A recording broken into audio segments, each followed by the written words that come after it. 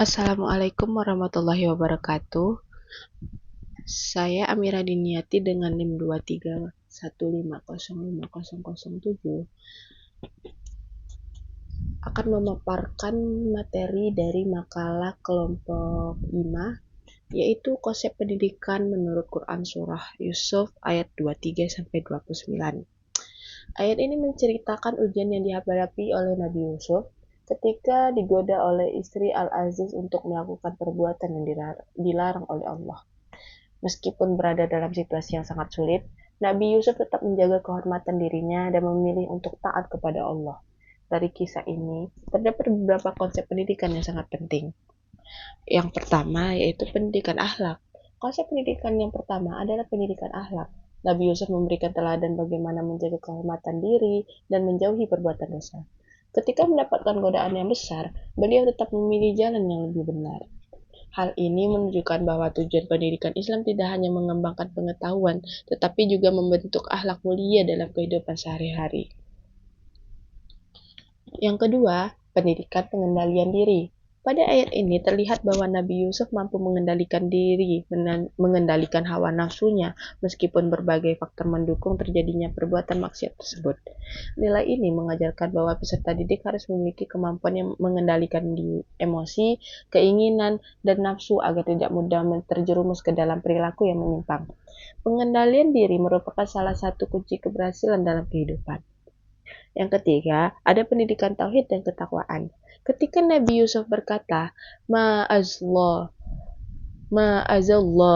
atau aku berlindung kepada Allah, hal itu menunjukkan bahwa keimanan kepada Allah menjadi landasan utama dalam setiap landasan atau setiap tindakan. Konsep ini mengajarkan bahwa pendidikan Islam harus berpusat pada tauhid. Keimanan yang kuat akan menjadi benteng bagi seorang dalam menghadapi berbagai godaan dan tantangan kehidupan.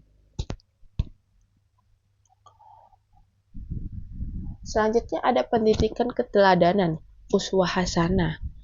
Nabi Yusuf merupakan teladan yang baik dalam menjaga kehormatan, kesabaran, dan kejujuran. Sikap beliau menjadi contoh nyata bagi umat manusia. Dalam pendidikan Islam, keteladanan merupakan metode yang sangat efektif karena peserta didik lebih mudah mencontoh perilaku baik yang mereka lihat secara langsung. Yang kelima, pendidikan kejujuran dan integritas. Ketika difitnah oleh istri Al-Aziz, Nabi Yusuf tetap mempertahankan kebenaran. Bukti sobekan baju yang dijelaskan dalam ayat 26-27